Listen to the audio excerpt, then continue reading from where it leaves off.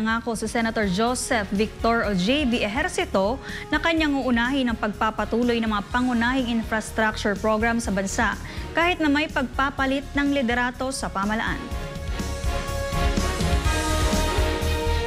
Sa kanyang talumpati sa Strat-Based Forum, kamakailan binigyang diin ni Ejercito ang kahalagahan ng pagbuo ng malinaw na roadmap para sa continuity at sustainability ng mga infrastructure project ng gobyerno. Bilang isang masugit na tagapagtaguyod ng infrastructure development, sinusulong ni Ejercito ang pagbuo at institutionalisyon ng komprehensibong master plan for infrastructure development para makamit ang economic growth trajectory. Ang master plan nito ay magsisilbing blueprint para sa iba't ibang departamento ng gobyerno sa construction, upgrading at improvement ng lahat ng infrastructure project sa bansa. Saklaw ng naturang plano ang maraming areas of development tulad ng transportation at logistics, energy, water resources, information at communications technology, social infrastructure, agri-fisheries modernization and food logistics, asset preservation at maintenance strategies.